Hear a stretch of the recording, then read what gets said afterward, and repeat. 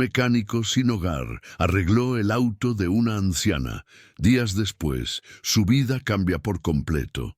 El frío de octubre calaba hasta los huesos esa mañana en el Paseo de la Reforma.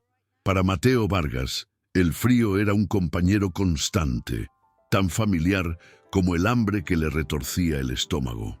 Hacía 5 años, desde que cumplió los 19, que el asfalto era su colchón y el cielo de la Ciudad de México su único techo. Vivía bajo un puente, un fantasma más entre los millones de almas que transitaban por la capital, invisible para casi todos. Aquella mañana, el rugido de los coches era ensordecedor, pero un sonido distinto, un tosido metálico y agónico, llamó su atención. A unos metros, una anciana con el rostro surcado por la angustia luchaba con el capó de un coche viejo que tosía humo negro.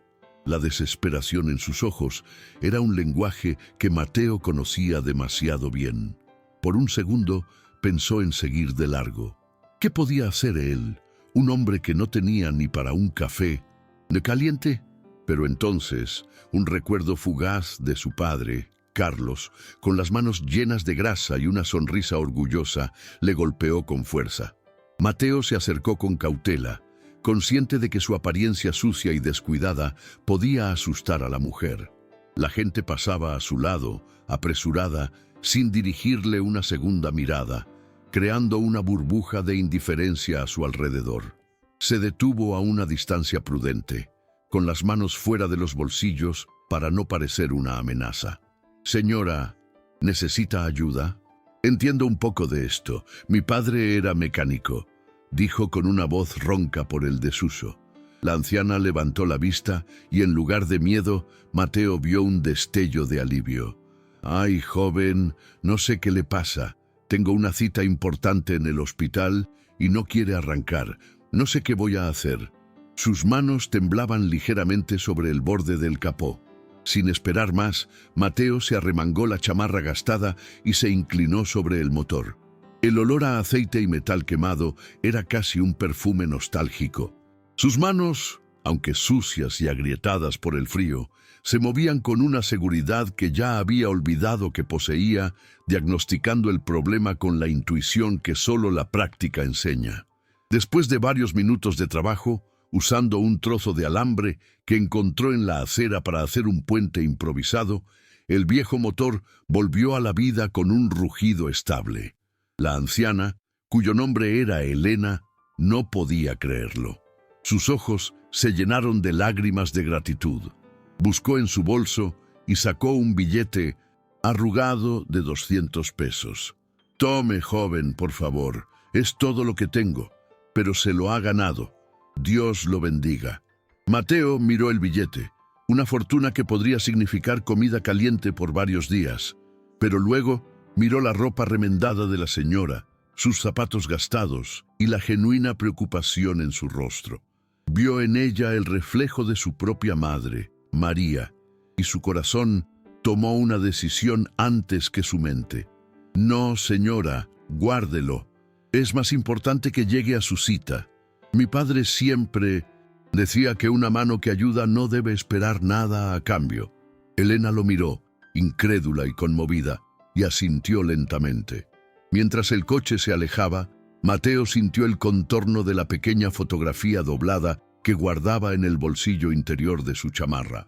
El rostro sonriente de Isabela, su hermana, era el único tesoro que le quedaba, el motor que lo mantenía en pie.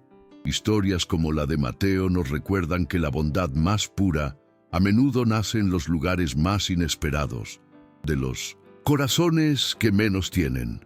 Este es un canal que apenas comienza su viaje, una pequeña luz que busca iluminar esos actos de compasión que cambian el mundo. Y cada persona que se suscribe, cada nuevo miembro de nuestra comunidad, es el combustible que nos permite encontrar y contar más relatos como este, relatos que nos devuelven la fe en la humanidad. Si esta historia ya ha tocado una fibra en tu corazón, te pido con toda humildad que te suscribas ahora mismo para que juntos podamos seguir descubriendo hasta dónde puede llegar un simple acto de generosidad. Tu apoyo es, para nosotros, el gesto que lo cambia todo. Pasaron 7 días, 7 amaneceres en los que el frío de octubre se sentía más afilado que nunca bajo el puente del viaducto. Para Mateo, cada día era una repetición del anterior, una búsqueda incesante de algo que llenara el estómago, el recuerdo constante de la hermana que le habían arrebatado y la pesada manta de la soledad. A menudo, sus pensamientos volvían a aquella anciana del Paseo de la Reforma. Se preguntaba si habría llegado bien a su cita en el hospital, si el viejo motor de su coche habría aguantado. Aquel gesto de bondad, el haber rechazado esos 200 pesos que para él eran un tesoro, le había dejado una extraña sensación de calor en el pecho, un calor que el hambre y el frío no lograban apagar del todo. Una tarde, mientras intentaba remendar un zapato con un trozo de alambre, una sombra elegante se proyectó sobre él. Un coche negro, reluciente y silencioso, se había detenido a pocos metros. De él descendieron 2 mujeres. Una era joven, con una mirada compasiva. La otra era ella, pero no era la misma mujer. Llevaba un abrigo de lana fina, un peinado impecable y unos zapatos que seguramente costaban más de lo que él había ganado en toda su vida. Mateo se encogió, esperando una reprimenda, quizás una acusación. La desconfianza era un instinto de supervivencia grabado a fuego en su piel tras 5 años en la calle. Joven Mateo.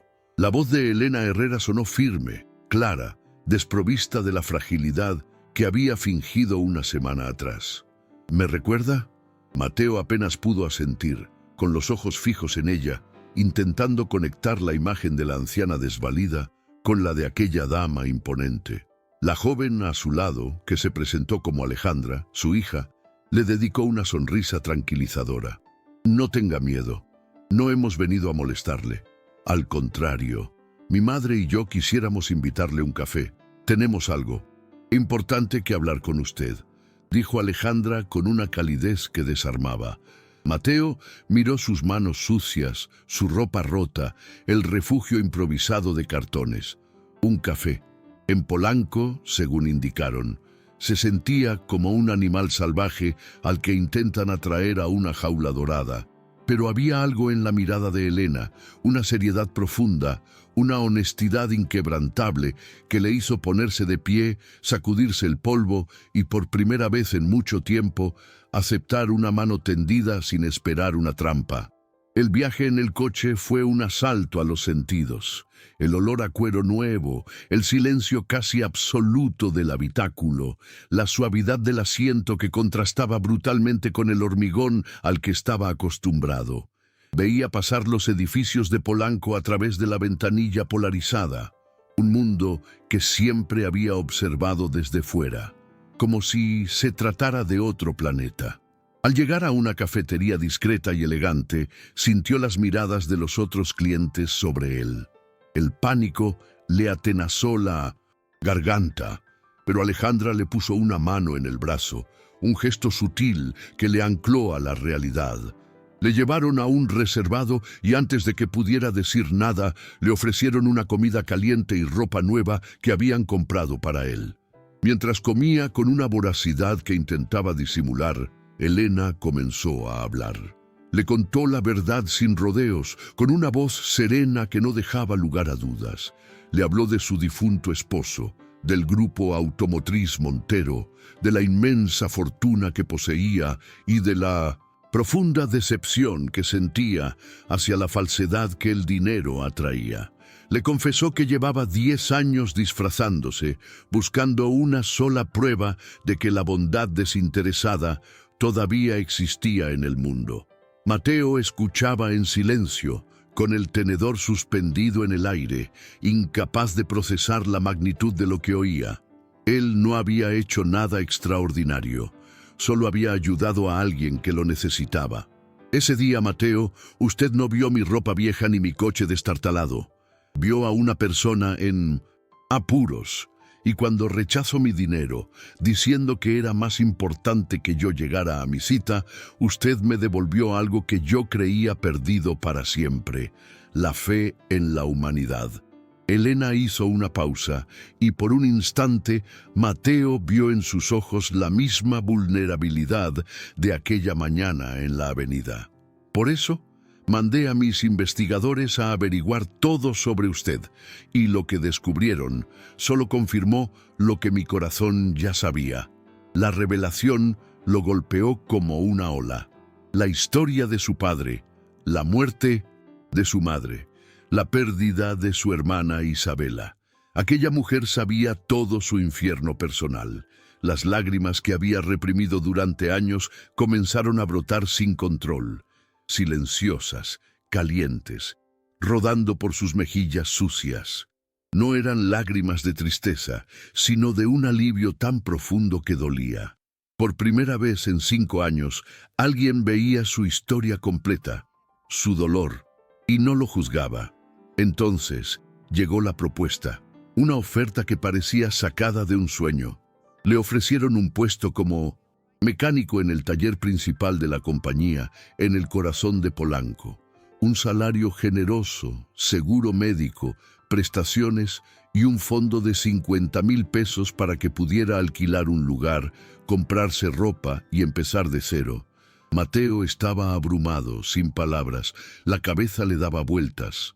Él, trabajando en Polanco, él, con una cuenta de banco, era demasiado, pero Elena no había terminado. Guardaba la noticia más importante, la que cambiaría el rumbo de su existencia para siempre. Pero eso no. Es lo más importante que tenemos para usted, Mateo, dijo Alejandra, inclinándose hacia él con los ojos brillantes de emoción. Hay algo más, algo que sé que ha estado buscando cada día de su vida. Elena tomó una de las manos de Mateo entre las suyas. Sus palmas eran suaves, pero su agarre era firme, como el de una madre.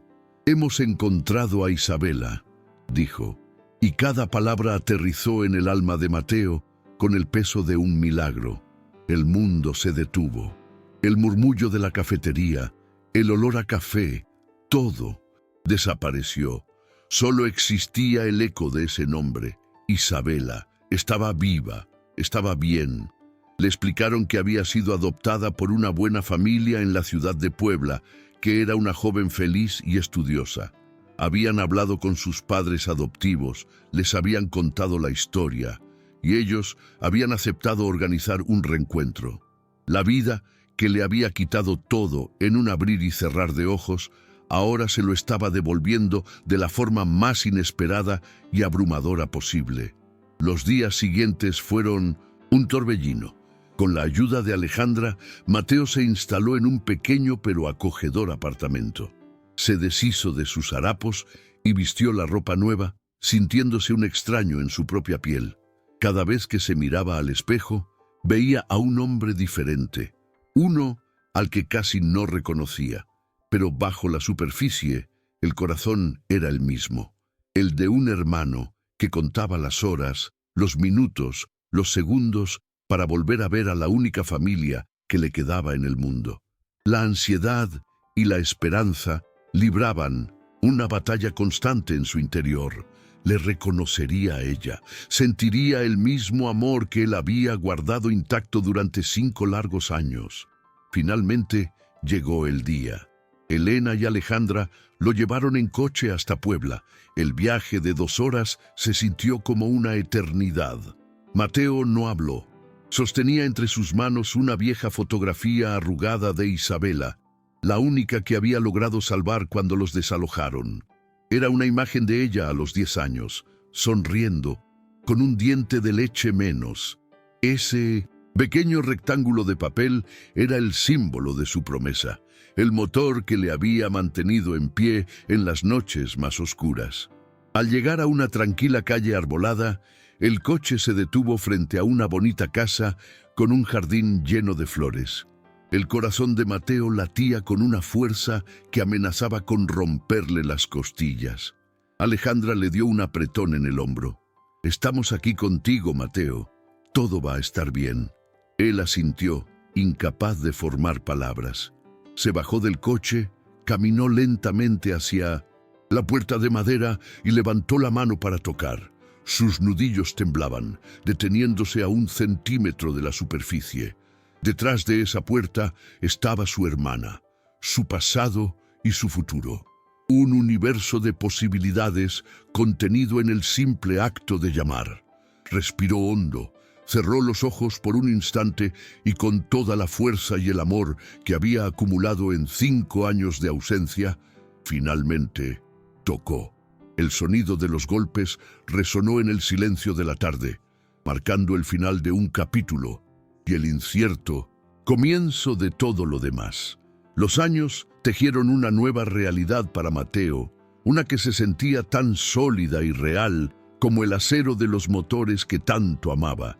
El 10º aniversario de la Fundación Segundas Oportunidades Montero se celebraba en un auditorio lleno de rostros que, como el suyo, habían conocido el frío del asfalto y ahora conocían la calidez de un propósito.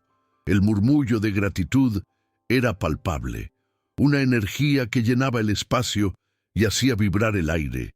Mateo, de pie en el podio, ya no era el muchacho de huesos marcados y mirada perdida. Era un hombre sereno, cuya historia se había convertido en el cimiento de miles de otras. Ajustó el micrófono. Sus manos, antes cubiertas de grasa y mugre, ahora firmes y seguras, y miró a la multitud, viendo en cada par de ojos un universo de lucha y esperanza. Hace 15 años, comenzó, su voz clara y sin temblores. Yo era uno más de los fantasmas de esta ciudad, un hombre invisible que dormía bajo el concreto y soñaba con un plato de comida caliente. Mi única posesión era el recuerdo del oficio que mi padre me enseñó, un saber que parecía inútil en un mundo que no me veía. Pero una mañana, el destino, o quizás Dios, puso en mi camino un viejo coche descompuesto y a una mujer desesperada. En ese momento no pensé en recompensas, solo vi el reflejo del dolor de mi propia madre en su rostro y supe que tenía que ayudar.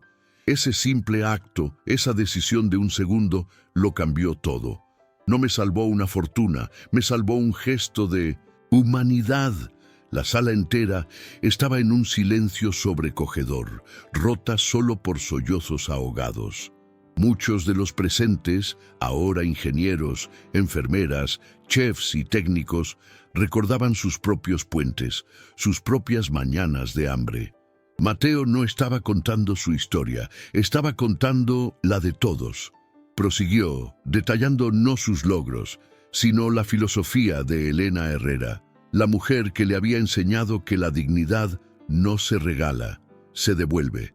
Habló de la importancia de ver al otro, de entender que detrás de cada persona en la calle hay una historia rota, un corazón que todavía late y un talento esperando ser descubierto. Cuando terminó, la ovación fue atronadora, un torrente de aplausos que era más un abrazo colectivo, una promesa de seguir adelante. En medio de la emoción, Alejandra Montero, la hija de Elena, subió al escenario con una elegancia serena. Sostenía un sobre amarillento por el tiempo, sellado con el lacre personal de su madre. La multitud volvió al silencio, expectante. Alejandra carraspeó, sus ojos vidriosos fijos en Mateo por un instante, antes de abrirlos al público. Mi madre nos dejó muchas cosas, dijo con voz suave pero firme, pero su verdadero legado fue su fe en las personas. Antes de partir, me pidió que leyera esta carta en este preciso aniversario. Son sus palabras, su último regalo para todos nosotros y especialmente para ti, Mateo. Abrió el sobre con delicadeza, desdobló el papel y su voz se convirtió en el vehículo de un eco del pasado, llenando el auditorio con la esencia de doña Elena. Mi querido Mateo, mi querido hijo, comenzó a leer Alejandra y un suspiro colectivo recorrió la sala. Si estás escuchando esto, es porque has cumplido la promesa que nunca te pedí, pero que vi en tus ojos aquel día. Has multiplicado la bondad como un maestro artesano. Durante años busqué en las calles un vestigio de la compasión que la riqueza parecía haber borrado de mi vida. Te encontré a ti, y en tu negativa a aceptar mi dinero, no vi orgullo, vi amor. Vi el reflejo del hijo que perdí, Fernando. Él tenía tus mismos ojos, la misma nobleza silenciosa. Al ayudarte, sentí que le estaba dando la segunda oportunidad que la vida le negó. Me devolviste la fe, Mateo. Me recordaste que el verdadero valor no está en lo que acumulamos, sino en lo que damos sin esperar. El impacto de esas palabras fue profundo. Mateo sintió que las piernas le flaqueaban, apoyándose discretamente en el podio. Nunca había conocido esa parte de la historia. Elena no, solo le había dado un trabajo. Le había dado el lugar de un hijo amado, un vacío que él, sin saberlo, había ayudado a sanar. Alejandra continuó leyendo, su voz quebrándose por la emoción. Por eso, mi última voluntad es un comienzo, no un final. Lego a la Fundación 500 millones de pesos para su expansión internacional, para que el modelo que construiste cruce fronteras y sane otras ciudades, otros puentes. Pero lo hago con una sola condición, que Mateo Vargas siga al frente, no como un director, sino como el alma de este proyecto, porque él es la prueba viviente de que una mano tendida puede reconstruir un mundo. La revelación final cayó sobre el auditorio con la fuerza de una bendición. La gente se puso de pie, no solo aplaudiendo, sino aclamando, llorando abiertamente. Mateo miraba al frente, pero no veía a la multitud. Veía el rostro de Elena, sonriéndole con esa humildad que la caracterizaba, como si estuviera allí mismo, en primera fila. El dinero era una herramienta increíble, pero el verdadero regalo era la confianza, el lazo eterno que lo unía a esa mujer que lo había visto cuando él mismo había dejado de verse. Era un legado no de riqueza, sino de amor incondicional, una responsabilidad que aceptaba con cada fibra de su ser. El ciclo, ahora sabía, no podía detenerse. Días después, lejos de los aplausos y los reconocimientos, Mateo conducía su sencillo auto por las calles de la Ciudad de México al atardecer. Había una paz en su corazón que nada podía perturbar. Sin un plan consciente, sus manos giraron el volante hacia el sur, hacia los viejos barrios, hasta que el perfil familiar de un puente de concreto se recortó contra el cielo anaranjado. Estacionó a una distancia prudente y caminó, el sonido de sus zapatos sobre la acera marcando un ritmo muy distinto al de antaño. El lugar olía igual, a humedad, a escape y a una soledad persistente. Era un fantasma visitando su propia tumba, pero una tumba de la que había resucitado. Bajo la estructura, acurrucado contra un pilar de hormigón, vio a un muchacho. No tendría más de 18 años, con la misma ropa raída, la misma mirada vacía y derrotada que él había llevado como una segunda piel. Sostenía una vieja libreta con las pastas rotas, como si en esas páginas estuviera escrito el último vestigio de quien solía ser. El joven levantó la vista, asustado, esperando una reprimenda o una amenaza. Mateo se detuvo a unos metros, sin invadir su espacio, y le ofreció una sonrisa, tranquila, desarmada. No había lástima en su mirada, solo un profundo y silencioso entendimiento. «¿Tienes hambre, verdad?», preguntó Mateo, su voz suave, sin pretensiones. El muchacho apenas asintió, encogiéndose sobre sí mismo. Mateo se sentó en el suelo a una distancia respetuosa y sacó de una bolsa 2 tortas envueltas en papel de estraza y una botella de agua. Le extendió una. «Yo también pasé muchas noches aquí. Sé que el frío de este concreto se te mete hasta los huesos y te congela las esperanzas». El joven, llamado Javier, tomó la comida con manos temblorosas, sin poder creerlo. Comieron en silencio por un momento, un silencio lleno de historias no contadas. Cuando terminaron, Mateo no le dio un sermón ni un discurso. Simplemente sacó una pequeña tarjeta de su cartera. Era blanca, sencilla, con el logo de la fundación y una dirección. Me llamo Mateo. Lo que mi padre me enseñó fue la mecánica y eso me salvó. ¿A ti qué te gustaba hacer?, preguntó con genuina curiosidad. El joven lo miró y por primera vez un brillo de luz asomó en sus ojos. Dibujar, susurró, aferrándose a su libreta. Mateo asintió. En este lugar hay gente que te puede ayudar a usar ese talento. No es caridad, es una oportunidad. La misma que alguien me dio a mí, justo aquí. Se levantó, le puso la tarjeta en la mano y la cerró suavemente con la suya. El primer paso siempre es el más difícil, pero no tienes que darlo solo. Te estaremos esperando. Mateo se alejó sin mirar atrás, dejando a Javier con una torta en el estómago, una tarjeta en la mano y una semilla de esperanza recién plantada en el alma, perpetuando así el infinito ciclo de bondad que una anciana y un coche averiado habían iniciado en una mañana cualquiera. Y así, el círculo de bondad que comenzó con un simple gesto de ayuda en una avenida transitada, continúa girando, buscando manos dispuestas a mantenerlo en movimiento. La historia de Mateo no es solo la suya, es un recordatorio de que en los corazones más inesperados reside la capacidad de cambiar el mundo, un acto de compasión a la vez. Gracias de todo corazón por acompañarnos hasta el final de este relato, por permitirnos entrar en sus hogares y compartir un momento de reflexión y esperanza juntos. Nos conmueve profundamente saber desde qué rincón del mundo nos escuchan y cómo estas historias resuenan en ustedes. Déjennos un comentario contándonos desde qué ciudad o país nos acompañan y qué fue lo que más les tocó del viaje de Mateo y doña Elena. Leerlos nos une y nos recuerda que esta comunidad que estamos construyendo juntos está cimentada en valores que trascienden fronteras. Cada mensaje es un testimonio de la humanidad que compartimos. Si esta historia ha sembrado una semilla de esperanza en su corazón, les pedimos con humildad que nos ayuden a seguir adelante. Su me gusta es un aplauso que nos llega al alma. Su suscripción es el combustible que nos permite encontrar y dar voz a más relatos como este, y al compartirlo, se convierten en mensajeros de este ciclo de bondad.